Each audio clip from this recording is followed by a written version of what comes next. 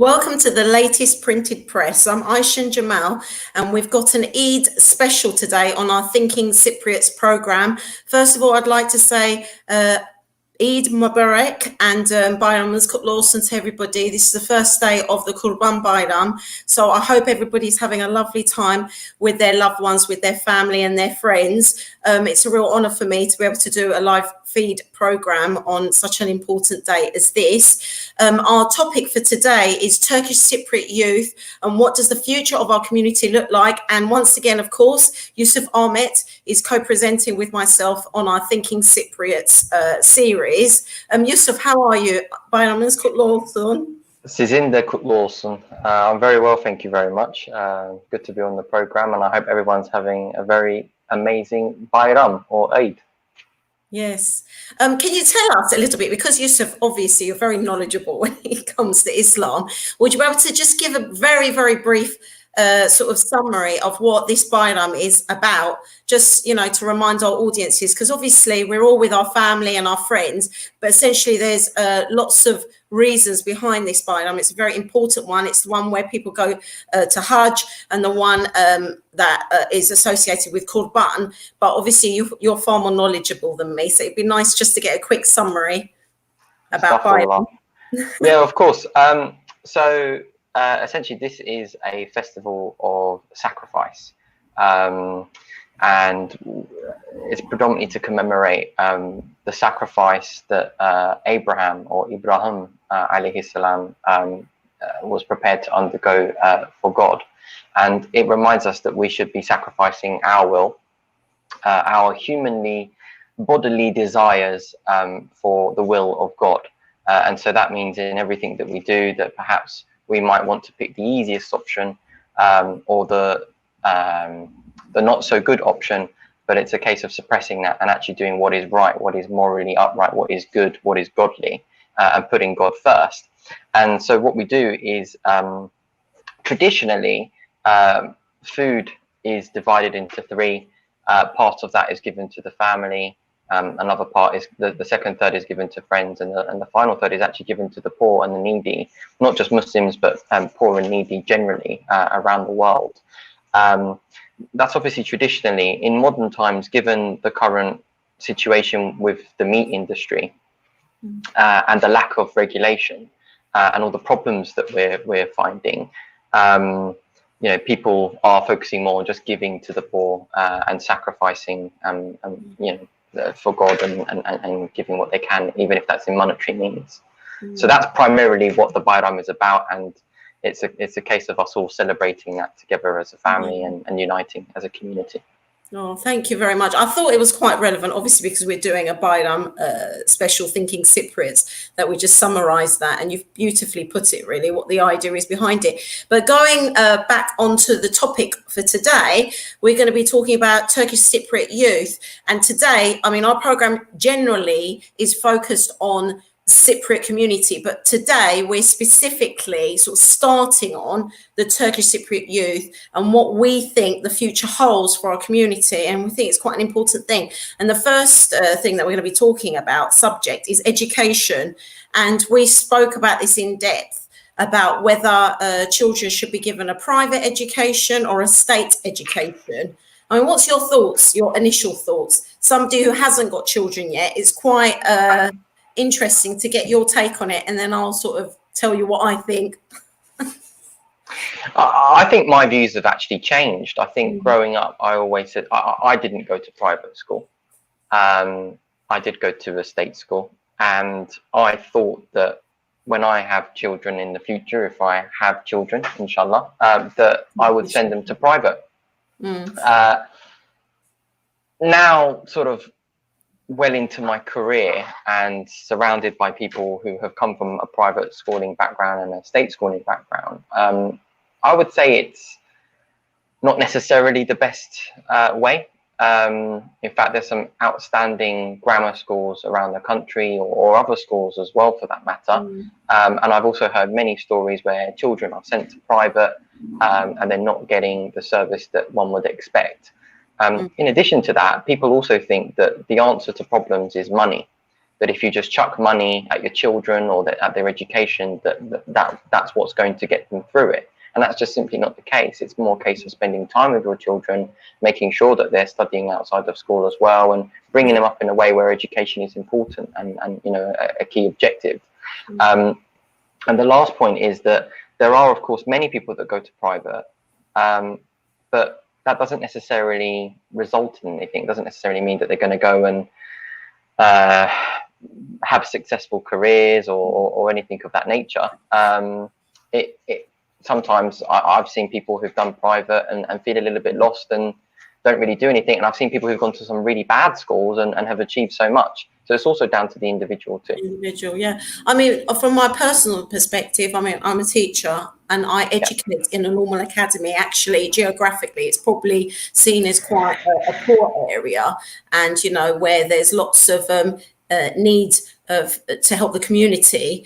So I've got that experience as a teacher, but as a parent, for many years before I had children, I was of the same opinion as you. I thought, well, I think my kids should go to a private school. If I have the means, why not? But obviously, once I had children, my viewpoint changed quite dramatically. My son, who's very high ability, he actually got into quite a few private schools and selective schools.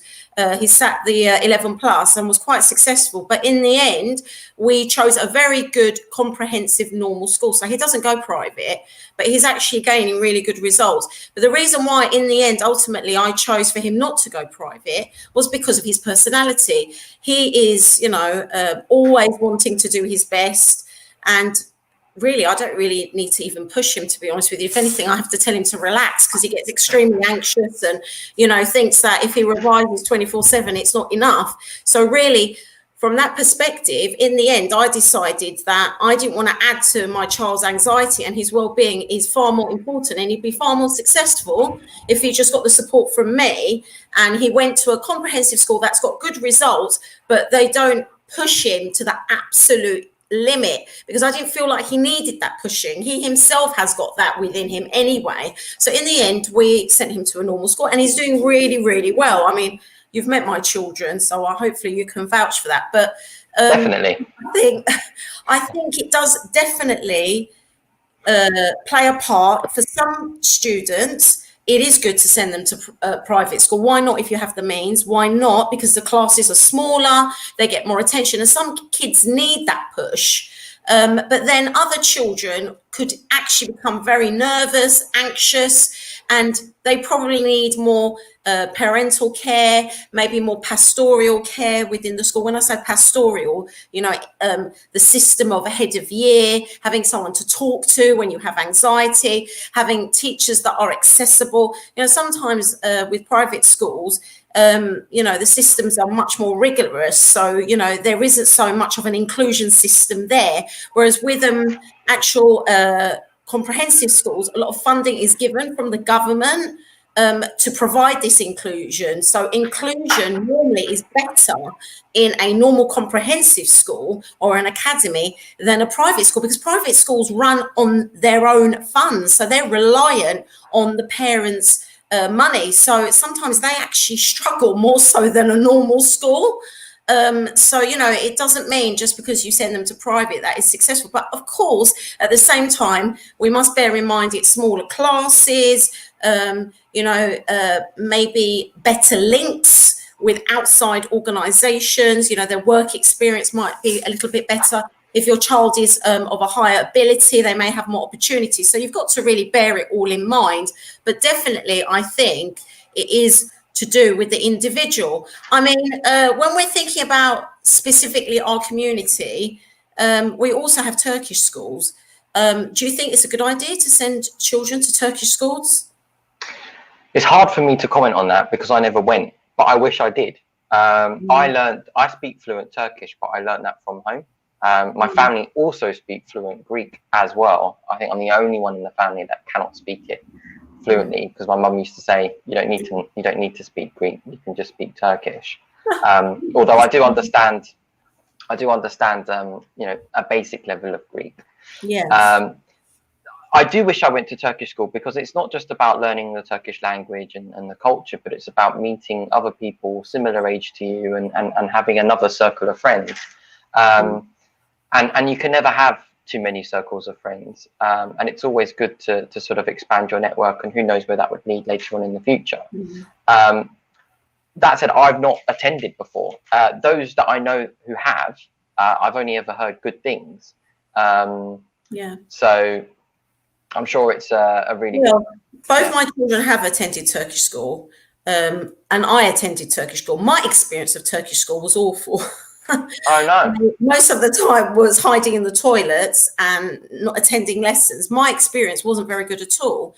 And I, in the end, didn't even get a GCSE in Turkish. I learnt my Turkish at home. I can read and write it, but that's about it. I have a basic level of Turkish, although it was the first language I learned. So when I actually went into normal mainstream school, I didn't know how to speak English. So it is my mother tongue, but if you told me to do a program now in Turkish, I would struggle. It's not my stronger tongue, put it that way. My kids, however, have been very successful. My son is 15 years old, and he's actually just completed his A-level Turkish. Amazing. And got an A at GCSE. He went to Southgate Atatürk school, and Vedat is also attending the school. I mean, obviously, they've been very successful, but I think with the Turkish schools, and I think this is for another program, we need to, what I've seen over the years is that, you know, children, the enrollment has gone down. People are going to them less and less, and there's numerous factors with that, but I don't personally want to go into it. I think the experts need to be on. I think people who run the schools should be on the program and talk about that. And I think that's something that we need to do, and we need to advertise it more and encourage our youth to go to Turkish school, because I think it's important. It's not just about gaining a GCSE or an A-level. Like you said, it's about the cultural stuff. You know, they were involved in lots of folk dancing. A lot of the times in the festivals, they danced. There was a V&A exhibition, and my children danced in that. I mean, it's lovely to see. You know, there was lots of sort of Yirmi Nisan, and they've actually made a lot of circle of friends from the Turkish schools that they wouldn't have known otherwise. So it's nice to, you know, mix with your own community and not forget about your own community. But obviously, there are improvements that need to be put in place, I think, with the Turkish schools.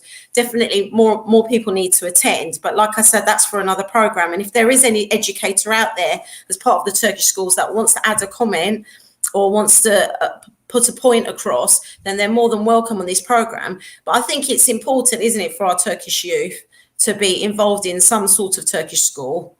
So, I think it also relates to our previous program we did a few weeks ago on identity. Particularly for those that perhaps aren't living in North London, where there is a high Turkish population, where people are going to school and perhaps they don't know how they fit in, etc. And I mean, don't get me wrong, it's obviously important that we do mix with lots of different cultures and different backgrounds, etc. But if you've grown up and you don't know any Turkish people who are like-minded, then that is quite problematic, actually, because there's something that people connect with when people are from a similar cultural background. I mean, we connected based on our cultural background and the fact that we do these shows together, and many of our viewers as well. So we shouldn't deprive our children of that. But I agree, probably another show where we could go into that in more detail. Absolutely. Yeah. And obviously, moving on from whether we have our kids going into private or public, normal school, comprehensive school, it's, you know, we're talking about further education. Do people really need degrees? How do you feel about that? It's a big topic, isn't it? And there is this culture now where, and not just in our community, but in many communities, the Indian community, many communities, where people feel like they have to go and get a degree, sometimes as an end, as opposed to a means to an end. And what I mean by that is that no matter what university it is, no matter what subject it is, it's almost like they want to be able to turn around and say, my child, or the person wants to turn around and say, I went to uni and I got a degree. But one has to take a step back and look at the broader factors, because it's very expensive, firstly. I mean, when I went to university, it was about £3,000 a year. And, you know, I worked hard to sort of get the loan and pay that. And fortunately, I got a few scholarships, etc., to contribute towards it. But now it's £10,000 a year, just on the university tuition fees, let alone if you want to live out with accommodation, let alone your books, your food, other expenses that are associated with that. So you would start your life in your early 20s with at least 30, 40, perhaps even £50,000 worth of debt. And not to mention the opportunity costs, where you could have been working for those 3 years or 4 years. Sometimes you need to do a foundational year. You have some people doing placement years, etc. And you could have earned, you know, 80, £100,000 in that time as well. So if we were to add all of that up together, it's an expensive decision, and someone should only really go and get a degree if it's actually going to help them in their ultimate goal of where they're trying to get to. And we see now that there's a lot of people who are going to university for the sake of it, sometimes not good universities, you know, universities that are much lower down, spending that same amount of money just to get the piece of paper, and then not doing anything with it, coming out of that university and doing a job that doesn't require a degree, perhaps. So I think it's something that we should, I'm not putting people off getting a degree. I got a degree. I'm very happy I got a degree. And I think there's many people that should go out and get a degree. Absolutely. But I don't think it's for everybody. And I think this idea that everyone has to go to university, I don't necessarily subscribe to that. I think that actually not everyone's academically inclined. And there are alternatives. I mean, I guess with you're in the education sector. I mean, what other alternatives, you know, are you seeing on Yeah, I mean, I like the idea of apprenticeships. I think that's really good, where you start working for a company, they put you on a basic salary and train you up, and then, you know, they actually give you opportunities to apply for jobs within the company. I think that's a really good way of, you know, getting a young person to be employed without having to go university, but they still feel like they've accomplished something and they're skilled in whatever it is that they do. So I'm very much in favor of an apprenticeship. Obviously, as an educator, I'm in favor of further education. If you can do it, you should do it. But what I'm not in favor of is the rush of it. I feel like the education system is too much of a rush. You know, children in year 8, which is the second year of secondary school, are told that they have to choose their options for their GCSEs. I think that's far too early. They then have to actually do their GCSEs at 16. So therefore, if they follow that pattern, if they do their A-level 17, 18, they're at university in their early 20s. Maybe even sooner. And I just feel like, you know, it's a good idea to take a year out to reassess what you want to do, because like you said, once you're at university level, you need to start to think about what you want to do in your future so that that degree isn't wasted. I think it's always a good idea to go into further education if it's not wasted. But if you do a degree and you see halfway through that actually it's not for you, I think people should have the courage to say, it's okay, like, I'm going to not carry on with this and I'm going to choose an alternative or take a year out. Don't be afraid of that, because you've got your whole life. I mean, you don't really necessarily have to be educated to degree level by the time you're 22 or 21, which is what we're encouraging a lot of our youth to do if they're going to further education. So I would say take your time and be sure about what it is that you want to do before you go to university.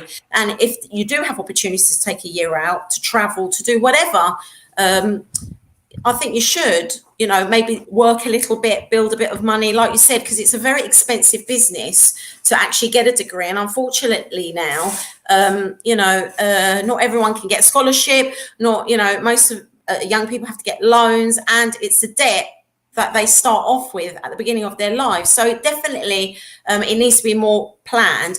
And I'm certainly in favor of alternative pathways as well. If you're not the university type, you know, we're not all the same. We're not made of the same mold. And I think as long as you do what you do well, whatever it is, whether it's a job that requires a degree or not, as long as you do it properly and you commit to it and you enjoy it up to a certain extent, then go for it. I say I'm not against alternatives to education, but But I think also though, Aysen, like a yeah. lot, as you mentioned, with a lot of the like private versus state, Mm. you know, should you go to Turkish school or not? Should you get a degree or not? The answer will differ to each individual based on what they need to get, what they're going to get out of it. There's some people who they could end up studying until they're 30, 35, but what's it actually going to amount to? And they would have spent a heck of a lot of money. I think sometimes learning on the job or doing any kind of work experience is extremely valuable as well. So if somebody's finished their degree and they've never worked, they're going to struggle to get a job. But more importantly, they're going to be behind in terms of experience and understanding the world and how business works because they haven't done that. I was quite fortunate that my family had businesses and I was involved in that when I was younger, from the age of 16, because I got to work alongside studying, and it kind of, you get more out of your education. I did a bit of that, yeah. Yeah, and that's useful. Training, yeah. But we're also, I mean, we're talking about youth today, and we also have to be honest. I mean, and I don't know whether it's the parents or, well, it's also like there's a lot of people who just don't want to work, right? And it's almost, there's this sense of entitlement that, no, you know, I don't need to go to work because I've got everything here, and I just want to go and do my degree, and then I want to think about what I want to do. I mean, if we go back, it's interesting what you're saying, because you're saying everything's rushed. And I agree with that to some extent, but it's also as less rushed as it has ever been, in the sense that our grandparents that came here, many of them, you know, the degree wasn't even in the question, let alone, or even A levels, or even a GCSE. You know, it's coming over here, working as you can, you know, rolling up your sleeves and getting things done. Then the next generation came and it was like, okay, maybe study to A levels or O levels and that's it, cut out and work in the family business or go and set something up yourself. And now people are going and getting degrees. You know, this is massively different to how it was perhaps 50, 60 years ago in our community. But I think we can still learn from the first generation in that at the age of 20, they were probably more mature in some respects. They might not have necessarily been as educated academically, but they were educated in life. And I feel like sometimes we've got what I like to call educated idiots, where people come out with the first class degree or the PhD or whatever, and they can't even open a bottle of ketchup. So yeah. There has to be a good combination, especially in our community. There seems to be this huge sort of divide. Either you are very educated and, you know, you've been provided for from start to finish, almost like, you know, being raised with cotton wool around you, wrapped up and very safe, or it's the other way where it's just left to their own means, and, you know, maybe the parents are working very hard and they've got the time, or maybe they can't quite access education. So it's either one or the other, and it'd be quite nice to find that balance. But also what I find is, and why I did like the young professionals program is that I want professionals who are educated in our community to actually speak out and be good role models for our youngsters, because I don't know if it's cool to be educated. I don't know if it's cool to have a good job. I'm not sure. For some it is, and for some it isn't. So I think we've got to be very careful. We've got lots of comments coming in, by the way. Lots of people saying that they're enjoying it. Good luck. Happy Bayram from Mehdi Ismet. Abi Hussein made a comment about the Turkish schools. They are teaching nationalism in Turkish schools. A lot of parents are refusing to send their children to Turkish schools because of it. Well, obviously that's an opinion. I myself didn't find that. I thought they had quite a good balance in my Turkish school. They were like, you know, obviously on certain days to do with our history, they would inform us about it, but it wasn't of any sort of political stance really. So I suppose, I don't know, we'd have to get the Turkish schools to answer that one. And then Abi Hussein also said, my son, who is 24, had private education from nursery to university. Mrs. Djemal would like this. He studied at theatre and drama schools like Sylvia Young. I actually went there, so I would definitely like that. Arts education and St. Martin's, but I would not recommend any parent to go through private education path. Okay, Abby was saying, you've got to tell us why. Yeah, why? Why would you not recommend? I guess, I think at the end of it, you just think, whatever someone's destined to do, they will do. And like you said, there's lots of factors that make up why someone is successful. I mean, we were going to talk about family, but maybe we should move on to personality before that, because I feel like it links in a little bit more, because we were talking about personality traits that makes a person successful. And we did like a list: laid back, drive, grit. I always like to talk about grit. It's like a very American terminology, but I really agree in it. You know, it's that get up and go and not giving up. Grit is, you know, you just, no matter what happens in life, you just pick yourself back up and you carry on, and eventually you will be successful. I feel, you know, I've had lots of knockbacks. I'm sure you have. Most people have knockbacks, but at the end of the day, it's not being afraid to fail that actually makes you ultimately successful, I feel. I don't know what your opinion is, Yusuf. Yeah, resilience and persistence. Absolutely. I think there's some people now who give up very easily. And we see this as well. Like, you know, someone will start to learn a particular musical instrument, do a few lessons, and then give up, or then go and start to do something and then give up. And people are no longer committed to doing what they want to do. Maybe that's because there's so much choice, or perhaps their parents are too generous in it. I mean, there's also a lot of pressure on parents as well, like to put children through private, and people don't always appreciate or understand the, like, what that actually means, and how much people will have to work hard to give those opportunities. And people just think it's a given, and it's not. It's, you know, they've sacrificed a lot to give that. And sometimes, you know, you get to the end of that process where someone's 24, 25, and they have no drive, they have no get up and go, as you mentioned, grit. They don't have that ambition. They don't have that. They're not seeking to go out and become successful. They're just happy. Or what I've also seen a lot with our youth, and I do a lot of mentoring outside of this, so I do feel like I can talk about this. Yeah. Is there's a lot of people who just feel like, yeah, I've got a degree in this, give me a job. And it's like, it doesn't work like that. You know, what are you going to add to that organization? Why should you be given a job? What's your unique selling point? What makes you different? And as I mentioned earlier, there is this sense of entitlement that because kids are just given everything now, a lot of kids, not all, but a lot of children are given everything now on a plate, people no longer appreciate it as much. And you know, if I don't finish university, oh, it doesn't matter, you know, mum and dad will foot the bill, and, you know, I can go and do something else. There's other options. On the flip side, you've got too much pressure being put on the child as well, and that can sometimes just mean that they're just put off by it, or they don't want to have anything to do with it.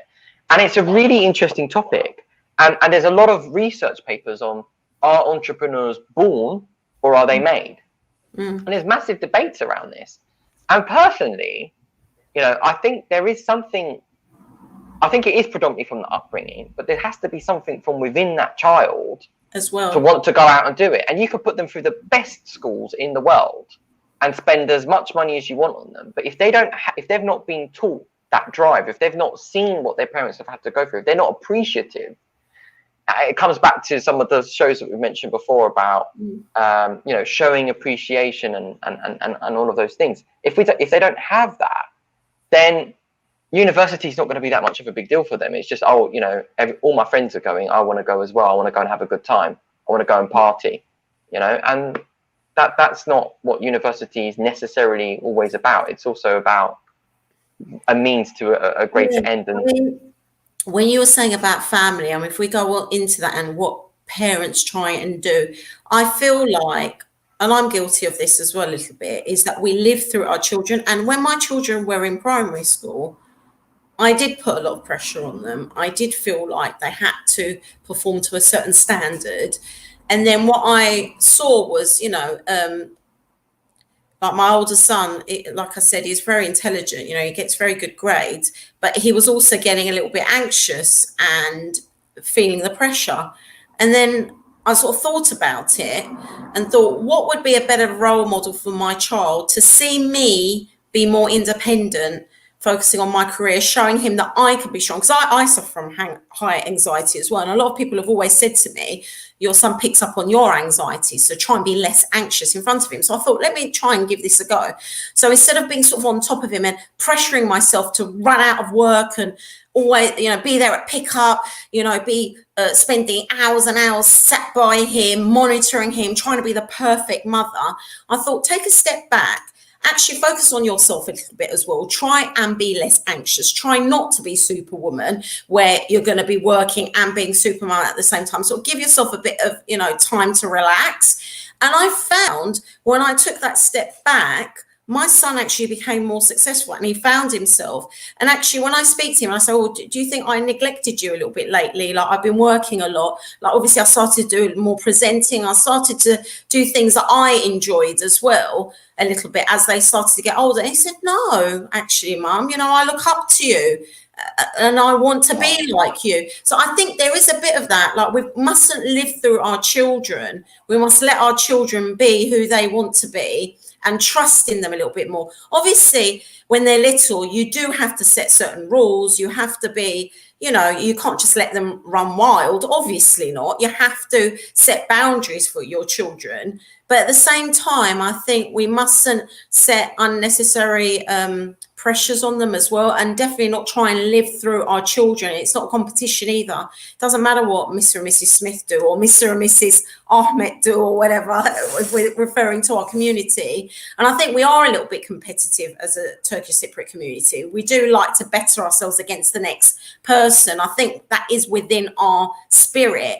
But I think actually, if you take a step back and you just forget about what other people are doing and you just focus on your child and think about, well, how will my child be successful? What are their personality traits? How will I make them flourish? What is it that they want? They tend to be more successful, I found, because I sort of did a bit of both. And definitely when I took that slightly step back, although I was feeling like I wasn't being such a good mum, actually, I gave them a bit of breathing space to become who they want to be. Just because they're children doesn't mean they haven't got personalities, that they're not individual. They are. And we need to trust in our kids a little bit more, I think, maybe. Trust. And I think Abigail Hussein has said something. Teach your children to be confident. Definitely. Teach them to learn from failure. Setbacks are part of learning and growing. And that's it. I was putting a lot of pressure on my son to always do well, but actually not being afraid to fail is also a good thing. Not giving up, like you said, that personal perseverance of picking yourself back up and carrying on. I don't know, in our Turkish Cypriot communities as families, what do you think a modern day family should look like? That's Turkish Cypriot. It's a big question. I think I was just going to say one point on the point you mentioned before, and that is that when we say that, we want our children to be successful, what does that even mean? Because that means different things for different people. So being successful for one child may not necessarily be going and getting a degree from university. They might actually be amazing at a musical instrument, or someone else might go in and become, like, I don't know, the world's best technician for a car manufacturing company. People have different interests, different skills, different experiences. And sometimes you're right, if you just sort of step back a bit and let them find their passion. And I think that grit that we'll talk about earlier is closely linked to passion. When people are doing something that they enjoy and is relatable and connected to what they stand for, people tend to do well in that. And so I think, coming back to your question, what does a modern family look like? From an educational perspective or from a success perspective, I think it's people waking up to the idea that actually people don't have to go and become an accountant or a lawyer or a doctor. But actually, we need people to be in the media.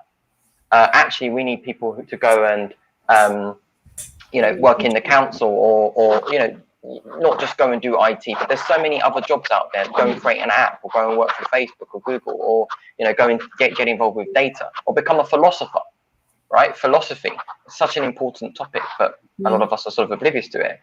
Or engage in the arts. There's so many different, fashion industry. There's so many different areas, and we shouldn't be like, no, you're not allowed to go and do drama. and you're a drama teacher, right? But we shouldn't go allowed to go and do drama. I studied drama at school, and I absolutely loved it, and it's made me part of who I am today. And it's helped me in the investment banking world where I work. But we shouldn't be so narrow-minded as well that they have to go and do X, Y, Z subjects in order to be successful. Sometimes we do need to think a little bit more outside of the box and realize that there's different ways that people can contribute towards the betterment of society. So a modern family to me is people waking up to that idea, but also just the way in which that family is structured and those family dynamics. A lot of us are sort of second, third generation now living in the UK. And people are still sometimes a little bit backward in their thinking, in that Turkish families have to operate in a certain way, or that Turkish people can only marry Turkish people, or that they have to have children, or they have to be married by a certain age. And when I say have children, like they can't adopt, for example. And I don't think that's necessarily the case. I think adopting is a really amazing thing. And I think that we as a community need to broaden our mind and, look around us and realize that we're living in the contemporary world and living at what Cyprus looked like in the 1960s today isn't necessarily the best way of living. And people are starting to realize that actually it's not about what job you have or what car you drive. It's more about happiness. Yes. And you can have all of these possessions and a house and a business and all the rest of it, but you're not happy. And people are starting to realize that actually happiness is a very important factor. And how do I make my kids happy? Or how do I enable them or give them space to become happy? How do I put their happiness first? I think these are all interesting points. I don't know what your thoughts are, Aysen. I mean, you have a modern family, right? I mean, would you class yourselves as modern or traditional? What does that even mean? I'm a combination. I'm a combination. Yeah. I can see, I mean, my parents were quite modern thinking, but they were also very, very strict.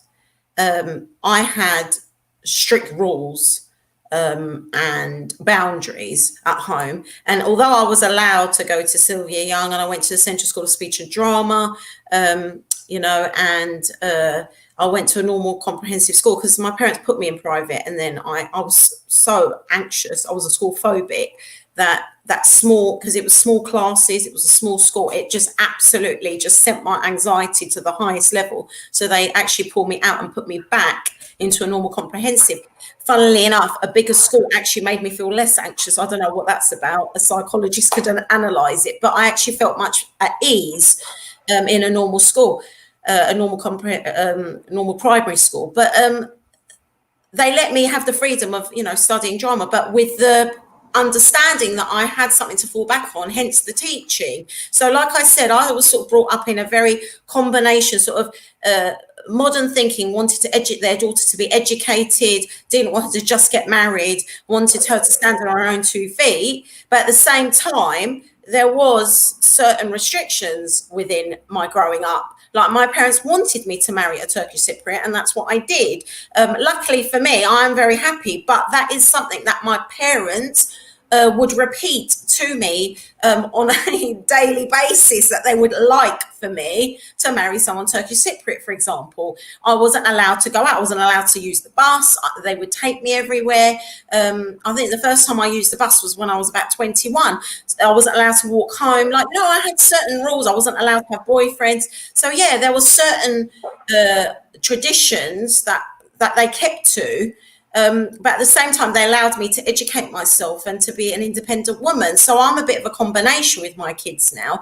I wouldn't say I would have exactly the same ideas as my parents, but I think knowing where you come from, knowing that you're Turkish Cypriot and being aware of your culture is a very good thing. But at the same time, we live in the United Kingdom, and to put pressure on your children to completely cocoon themselves and not be aware of other cultures or their English heritage, should I say, is nonsense, because we live in this country. So why live here? If you want that, then you should go back to Cyprus. So I think it's a bit of a combination, really. But if they went balance. If they went back to Cyprus, it would be even different than it is over here, actually, because it's not how traditional than us, don't you find? I feel like they're felt the freedom, maybe because they don't have that, because we've still got the anxieties that our parents have had because they came to this country and they almost felt like they had to protect their culture. So they very much embedded that in our upbringing. But people in Cyprus didn't have those worries, so they've actually maybe moved away from it more. So I don't know. It's a strange one, isn't it?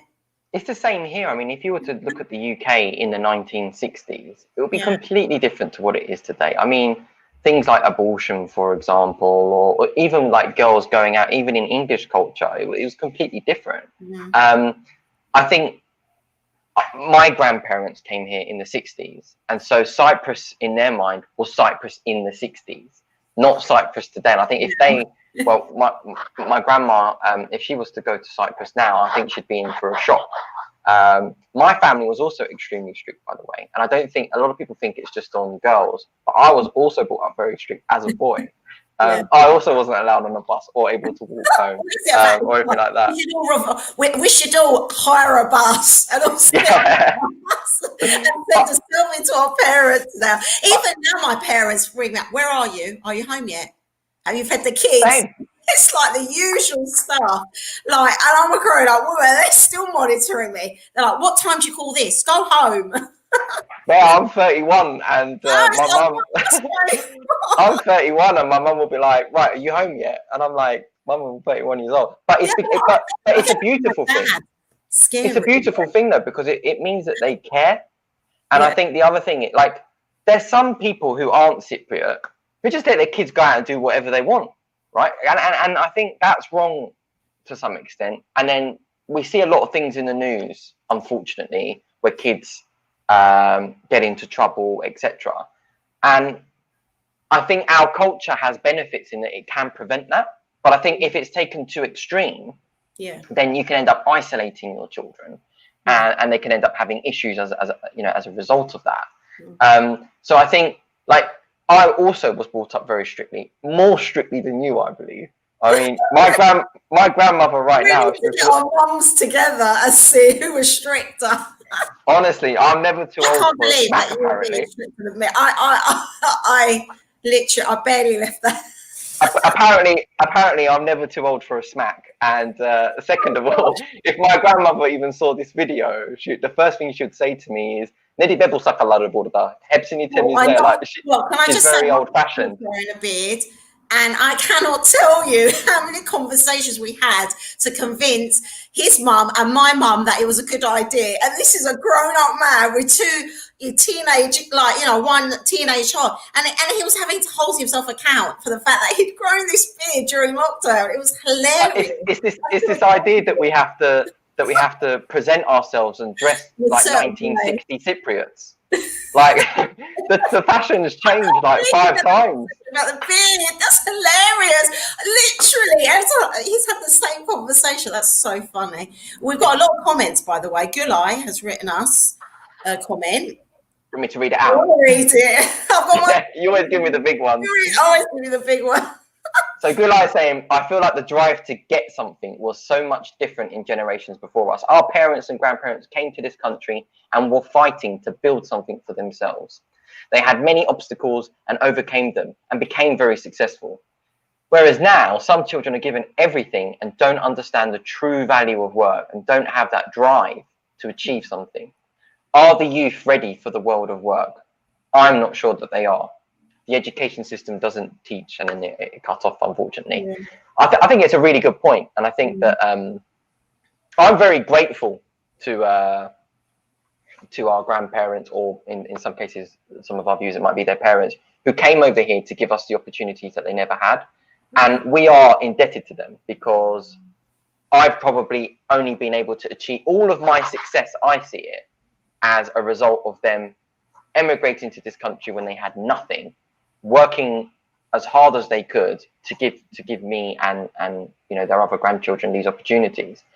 There's others, however, that don't see it that way, and it's like, well, that's their job, and I don't see it that way. Like, they didn't have to do that, and in many cases they sacrificed for the sake of their children or their grandchildren, and we are eternally indebted to that, in my opinion. Yeah, because it wasn't necessarily a bad life at the end of the day. I mean, I do think about the life back in Cyprus, and there's this stereotypical view that we have a better life, but actually, we work longer hours, the weather isn't as nice, the pace of life is far quicker and faster. Like you said, you have to go out and try and connect to your cultural identity. It's not there as a given. So I think, I don't know whether coming here is a better life, so to speak, but certainly it gave us better opportunities. And I'm forever grateful. Like, it was my grandmother, so I'm third generation now here. It was my grandmother that actually came to this country, and they literally had nothing, and they ended up having their own property. They moved to South London, because at that time I think a lot of Turkish Cypriots lived in South London, and then it was my parents that actually moved to North London, and then I was brought up in North London, so I've got connections with both parts of London. But yeah, it wasn't easy. They tell me about their life, being in one room, sharing the bathroom. And my mum talks about her life growing up, and it wasn't easy, but they certainly did achieve a lot. My granddad was a lorry driver, so he worked many hours, and in the end, he actually had quite a big accident and ended up suffering with various things because of the accident. So he worked for many years. Yeah, very hard, long hours. Being a driver, it's not an easy job, and so it's very commendable what he did, and he really wasn't, and he wasn't that young when he came to this country, and because obviously he couldn't do the job that he did back home, obviously because his education wasn't recognised here, he just became a lorry driver and worked extremely long hours to ensure that he bought a house, and from nothing to that. I mean, that's amazing, and built himself a business. And then obviously, my mum also educated, and that my dad. But obviously, my dad was given better opportunities. My dad went to university, became a chartered surveyor and architect. So I was lucky enough to have that background. My dad already was of that generation that he was educated in this country. So I think that gave me an advantage. I wasn't first generation. I was, third generation, like I said. So obviously that was a bonus for me. But yeah, it's not easy. So I'm forever grateful to my grandparents for what they did. So, we must never forget that. But at the end of the day, times move on. And even like, when we've talked about Islam, and you go back to the Quran and you look at some of the stories, I think it's wise for scholars to now take what's in there, but then move with the times. I think that's what we have to do culturally as well. We have to move with the times, keep what's true to our culture there and embed it within our lives. But definitely you've got to assimilate and mold yourself according to where you live and your surroundings also. Abi Hussein has written more comments for us. Please relay the message. Education is still the most important part of growing up. Education doesn't mean you have to be a lawyer or a doctor or Boris Johnson. It just means we are prepared for the world we live in. Of course, up to 16, it's compulsory anyway. So you have to attend school. And I do find sometimes there are families, and some of them are Turkish or Turkish Cypriot, who don't abide by the rules. And if their kid is just a little bit sick, okay, because I'm okay, all them if they go, stay home. But sometimes think about that. Are they trying it on? Are they playing up? Is there something going on at school? Why are they saying that they're ill? Sometimes you've got to, probe a little bit and find out what that's about. And I did find in my school that, a lot of the attendance issues were from either the Turkish Cypriot community or the Turkish community. So that's something for them to watch for, not to give in to your children. There's this, we're a bit hypochondriacs, I think, as a culture, aren't we? A little bit of a cold, and it's quickly. I mean, I never got used to the cold because my mum would layer me up. I'd literally wear about 5 jumpers so I wouldn't catch cold. But actually, if you wear one layer and you get your body used to the cold, you become stronger. So actually, it's the reverse. So I'm now not resilient of the cold at all because I was layered up as a kid. I was çocuk soğuk almasın. So we've got to think about that as well. So definitely, education is important. You must attend school and be in school up until the age of 16. But then after that, there are choices, is what we're saying. Of course, it's a good idea to go and get a degree if you can. But if you can't and you feel like that's not for you, then you can do an apprenticeship, you can go into work. I think what we're trying to say is whatever you do it properly, commit yourself, have a bit of grit, motivation, and don't give up, I guess. Don't take it for granted. And I think when we think about education, to think about it holistically, that education isn't something that's just done within a school or an educational institute, but it's done at home with the family.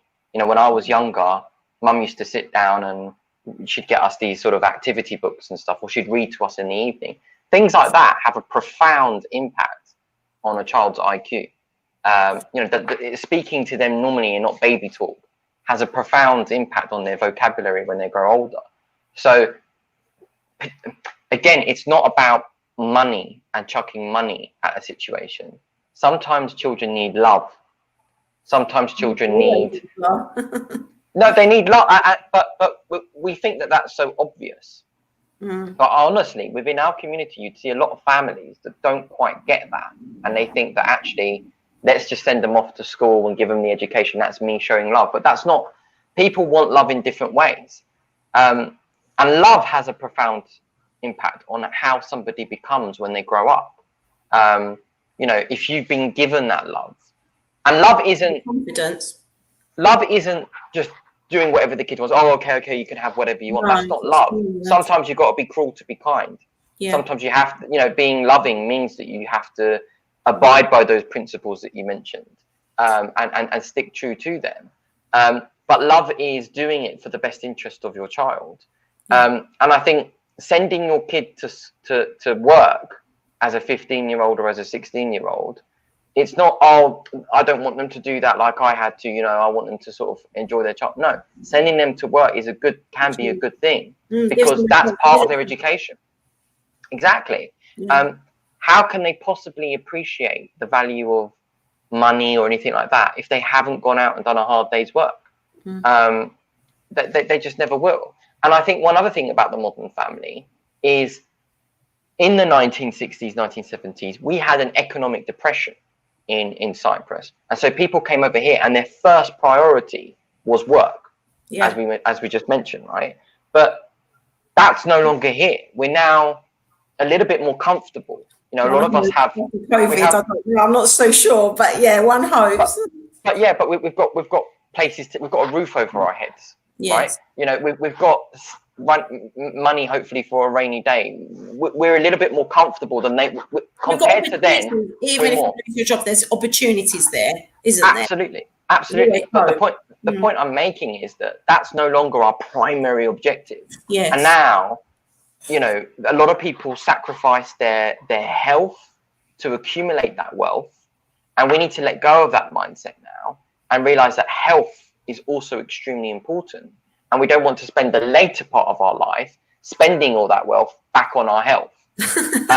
So what happens, isn't it? Isn't that quite a common factor generally in humankind? I think, not just our community. I think generally. I think particularly in our community, I've seen situations where it's not about health. You know, I've got a problem with it, but I don't want to go to the doctor. I'm going to go and work. I'm going to go work. I'm going to go work. And that's almost like an extreme version of that grit, because do you really need to work that hard at the detriment of your health? You know, if you want to think about life more holistically and your family and your loved ones, you know, they want to see you. They want to spend time with you. You need to have a good work-life balance, a good work-life rhythm, and you know, you need to take care of yourself. Otherwise, you're never going to enjoy all of the hard work that you ever did with your family later on in life. And sometimes we need to prioritize everything. Oh yeah, we've got to have a healthy work-life balance. And I think these last months being in quarantine and lockdown maybe has taught us, because I feel like our community has come closer together during this time. And I feel like social media has played a much more healthier part in all of this. Gulai has got another comment. Shall I read this one? I won't make you read this one. I'm happy to read it. There's another issue. It's only because of my contact lenses. I need to go and have a look at that because of quarantine. I think they're getting even worse. There's another issue we must understand and acknowledge. Some families don't understand the education system because of language barriers, certainly. And the education system is continuously changing. And some some of the schools are not as good as informing the families. For example, the GCSE's new point system. Yeah, I mean, as a teacher, I can vouch for that. We've got a new point system rather than grades, 1 to 9. And it's very confusing for the teachers, let alone the parents. And sometimes, you know, there are evenings where some of this information is given. And if you don't know the language, or you don't have a laptop or an email, you could miss it quite easily and completely be out of the loop. So, yeah, there needs to be some sort of bridge. And maybe as a community, we need to try and do that, really, have some sort of support system for parents so that that gap can be bridged. I think that's something that there is a bit of a... there's a bit of a gap there that could be filled, maybe some sort of support systems in place for our community, like almost like Citizens Advice Bureau, but more for education. Definitely, I see a strong need for that. The other thing, though, I mean, we've spoken a lot about family, and sometimes you can have the best family upbringing, and there's also people's friends, right, that can have a huge influence. I don't know if you see that in the schools that you work in, like, definitely, the choice of friends and how that has an impact on the students. Yeah, I think it's a combination of family, personality, and, like you said, what that child is exposed to, be it social media, be it the wrong set of friends, be it them wandering the streets, be it where they live. Outside factors play a part. But I think it's those three things that mold what a person does. So it's the family, it's external environments, and then it's the actual individual. Because like you said, you were brought up in quite a troublesome area. You didn't go to the best schools, but look, you got scholarships. So one of those factors wasn't working well for you, but yet you overcame it, probably because you had such a strong personality, probably because you had a very strong family unit, being your mother. So, it does all depend ultimately on the individual, but definitely we need to monitor our children. We need to monitor their social media. We can't just let them go. I mean, I do worry about some of the things I see on social media. I mean, I'm very much at the forefront of social media. I've done modeling for many, many years, and I really like to mentor young girls as to how they portray themselves on social media and the images that they put out there. Less is more, certainly, honestly. You can look extremely beautiful and glamorous without having to reveal too much, without having to compromise on your values, without having to get attention from unnecessary places, because social media is such a place. It's so easy for somebody to message somebody. It's so easy for someone to put on a different persona than real life. And we have to, really, really tread carefully with that. And as parents, definitely monitor it. The games that they play, there's chats on that.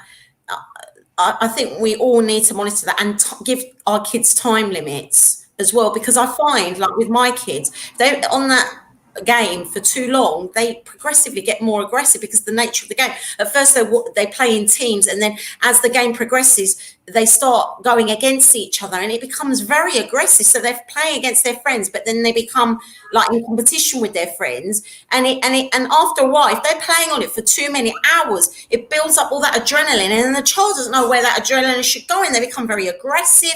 They might use inappropriate language. So you need to monitor that. Definitely put in limits with it, time limits, monitor what your children are doing. Like I see a lot of children doing all sorts of things on social media, and without them even realizing, they could be sitting in their room and they could have their uniform in the background hanging up, and somebody could be trolling them and see that information and know exactly where they are. We have to be so careful. They could just be scrolling through something on the internet, on Twitter, and an inappropriate advert may pop up. After you've put in all the restrictions, it can still happen. Emails, it can pop up. You've got to just be very, very vigilant with things like that and monitor your kids, because I feel like, yes, we should give them a bit of freedom, but when it comes to things like that, we need to monitor them as adults, really. Yeah, I agree. And I think there's studies that show that if people are playing on those games for too long, it can contribute towards ADHD, because it's so rapid, the screen is constantly moving, that when you come to normality and things are just so much more slow, it's not enough for you. And then they'll probably finish watching the game and then go and watch, you know, like a movie. And movies now, if you're watching some of these movies on or these things on Netflix, too much obsessively, to the extreme, it's very rapid. It is very fast paced. It's very rapid. Images. Yeah, and you almost expect that now from life, and so your mentality starts to change. You know, what you do most of your time is what will influence how you are.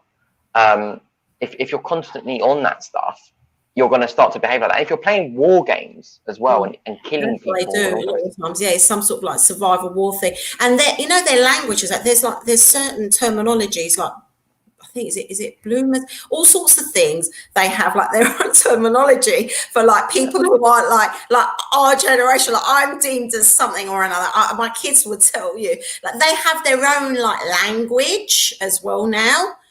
But you see, I had this conversation with my son before, and he said to me, he said, Mum, you need to be in the know as well. So you can't completely tell a child not to use it as well, because it's good for them to be in the know of what their current generation is about and what the current it words are, so that they can almost fit in and be able to communicate within their generation. So it's important, but you've got to limit it so that it doesn't overwhelm you. So when there's that test at school, you're not just playing the game, that you're actually revising as well. So I think it's a balance.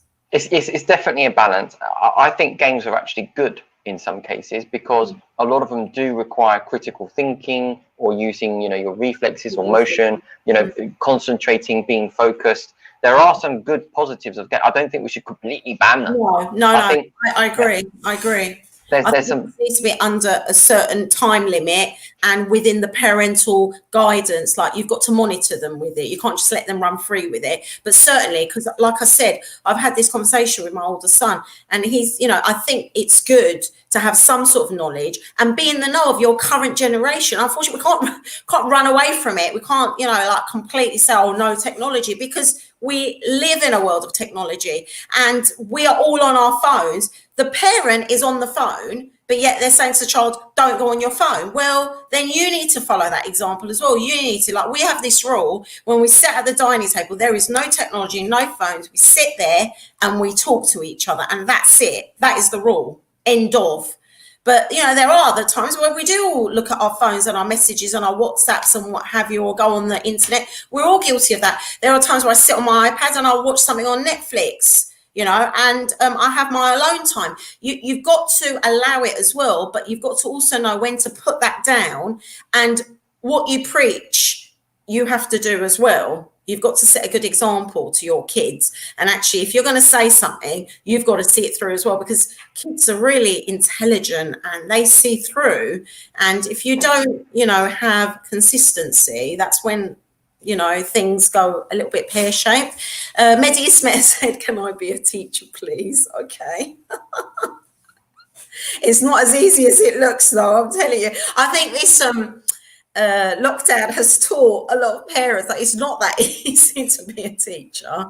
But I think what's also been good is that, you know, we've done a lot of things on the internet as well. Like I've taught on the internet, I've set tasks on there. My kids have done virtual Turkish school. It's been good. Also, I've learned a lot through this process. So I think it's been positive as well as negative. Abby Hussein has got another comment. Do you want to read this one, Yusuf? Sure. Can you please opine, where do you think the Turkish Cypriot youth is when it comes to education? Are we where we should be, or are we falling behind when comparing with other ethnic minorities? I think that's a really difficult question to answer, because we've never actually conducted a comprehensive study across the entire Turkish Cypriot youth. We actually have very limited information about the Turkish Cypriot community, actually. There's a lot of theories that it's actually quite disjointed or disparate or polarized, in fact, where on one hand you've got people who are going and getting degrees and actually going and getting very successful jobs in whatever industry they're in, and on the other hand you've got people who are actually dropping out from school and have, you know, serious education problems and struggling to even speak the English language. What group is bigger? I don't know. Yeah, I have no idea. We'd need to go away and do a comprehensive study in that, and yeah, it's actually something that we're hoping to look into. Yeah, Yeah, I mean, as part of this whole Thinking Cypriots. I think so. Yeah. If we definitely for next season, I think we do need to do some surveys on certain things that we've discussed currently, because I think that's the next step, isn't it? Actually having some facts and figures so that we can actually then know where the need is and the strengths are. But certainly the other worrying thing is that, like in my school, Turkish speaking students, boys, are probably right at the bottom of the league tables, but that's Turkish speaking. So that's not Turkish Cypriot necessarily. That encompasses an array of people who speak Turkish. So again, I think we need to do a separate survey, because like you said, we've got some very, very successful Turkish Cypriots out there, and some haven't actually really connected with our community. They've disconnected, but they are Turkish Cypriot. And I know of them, and they're very successful. So it's bringing these successful individuals. And I don't mean just that they have a lot of money or that they are very educated, but they've done very well in the field that they're in. They're the top of the field that they're in, whatever that is. And I think we need to, bring them more to the forefront and have them be more of an inspiration. Like yourself, Yusuf, when we did that program where you talked about your life, it inspired lots of people. And I think that's really, really important that we do touch our youth and give them some sort of positive role models to look up to. I think that's a step forward. And like you said, all the things that we've discussed, I mean, we've gone over time. I don't know what your last messages are about this subject to our audience before we shut the program. Put it to a close. I'm optimistic about our future. I feel like as a community, because of the unfortunate events recently with COVID, we've come together like never before. Yeah. And I think that if we utilize that to discuss some of our community issues, as we have on this show, openly, transparently, and collaboratively, then we can actually work together as a community, as other communities do, to move forward and help shape what the future looks like for our youth, and to learn from one another. And that actually each family is not alone, but we can learn from how other families are progressing and how they're dealing with some of these issues. Mm-hmm. It can sometimes be quite difficult for a parent, I'd imagine, to know how to deal with, how do I stick to my cultural heritage in the modern contemporary world? How do I apply those principles, but in a way which is relevant and isn't suffocating? You don't want to cause your children to get bullied or isolated or to have issues with, integrating with society growing up. And I think things like gaming and TV, it's not that they should necessarily be banned, but as we mentioned, they shouldn't be done to the extreme. But the content, are our youth watching things like Dragon's Den or The Apprentice? Are they learning about life? Are they learning? Are they aware of what's going on politically? Are they aware of what's going on economically? Are they reading books? What books are they reading? Can you gift them a book for a birthday or for a Christmas, perhaps as opposed to a game or in addition to a game? Knowledge is power, as we've always said. And it doesn't matter what school you send them to, they're going to learn more from you at home than they ever will from any institute. And I think as a parent or as an uncle or as a grandparent or as a sibling, whatever your role is in that family, even as a friend of the family, your demeanor, your aura, your attitude towards life and education and all of the things that we've spoken about today will have an influence on our youth. And they are our youth.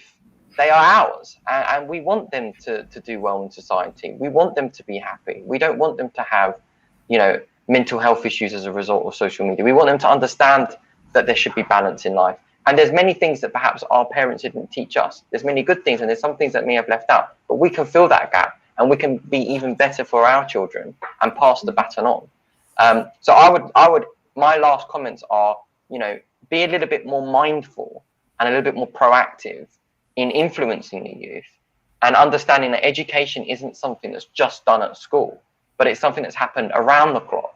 And if you can take them to work with you, or if you can get them a job, a summer job or whatever, That's so important to their upbringing. That's so important to their experience. And I think it will pay off in the long run. Aysen, what about you? What are your last thoughts? We've got one last comment, Abby, who's saying, but education has to be the answer for our community with our cultural values. Definitely education is important. And I think we need to revitalise the Turkish schools and get more communication and get the Turkish schools to have a bit more of a voice maybe, and encourage our youth to join them. Certainly that's something that we need to do. I think it's a good idea to do these surveys, so we look at different aspects of our community and what we're strong at and what we need to improve on. I think certainly we need to have more open lectures or inspirational talks that are maybe videoed or put online or somewhere, once the restrictions of social distancing is, improved, maybe even have some sort of like open lectures where people from our community lecture on their experiences, and our youth are invited to that. I think we should do things like that. We should do lots of things. We should have support mechanisms to help those parents who maybe don't understand the education system as much. Certainly, with the media, we should be maybe discussing that a little bit more and giving, tips to parents. I certainly would benefit from it. I'd love to hear something like that, from a professional perspective, or somebody who's a professional within media to, talk about advice, what games are good. And like you said, also about, programs, what programs are good for our youth that will inspire them. And actually maybe even getting personalities that have been very successful in our community, who are perhaps well known in the sports industry, in the film industry, to actually do inspirational talks as well to our youth. Because no matter what we say, I think Twitter and social media and role models are very important, and our youth are drawn to, celebrities. So I think maybe we need to use that in a more positive way. But certainly I am very hopeful. I don't think things are perfect, but I think things are improving with our youth. And I really feel like during the quarantine times, social media has worked more positively than ever before for our community. And I think we've been brought together. But there are still some gaps, and still people involve politics and their social standing in dividing the community. And I think we really, really must pull together now and leave our differences aside. Everyone is entitled to an opinion, and we should be able to voice our opinions and not be afraid of it, but not insult each other at the same time. It does really depress me when I see people insulting each other on social media or outing individuals. That shouldn't be done. We should be supporting each other at all times.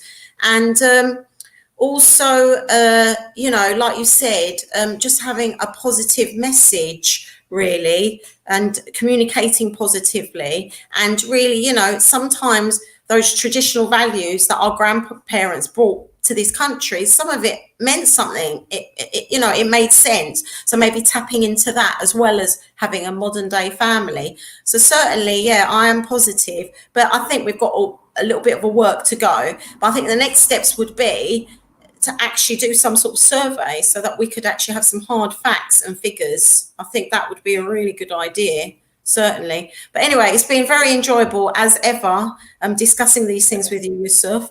Hopefully we'll have our program again next week with a slightly different topic, but again, focusing on thinking Cypriots and focusing on the Cypriot community. It's a pleasure as always.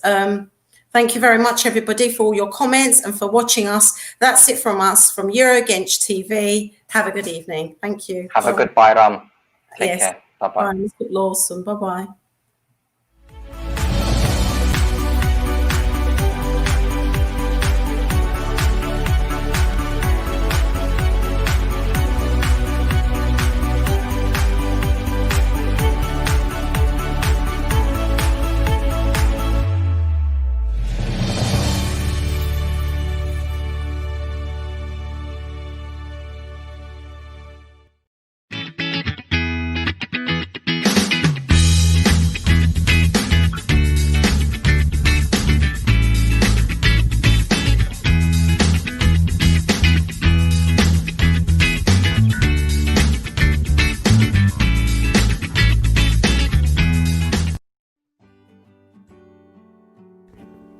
Kalitenin, güvenin, hızlı teslimatın adresi Ancon Furniture. Ancon Furniture ailesi olarak yeniliklerle hizmete devam etmekteyiz. Dünyada bir ilk ürünlerimizden full otomatik açılır kapanır sandıklı bazamız. Bir dokunuşla açılan, bir dokunuşla kapanabilen, bayanlarımıza, yaşlılarımıza kolaylık sağlayabilen sandıklı bazamız mağazamızda hizmetinize sunulmuştur. Yıl sonuna kadar full ortopedik baza seti alan her müşterimize 2 adet full ortopedik Memoro Visco yastık hediyemizdir. En iyisini biz yapana kadar daha iyisi yok. Ancon Furniture.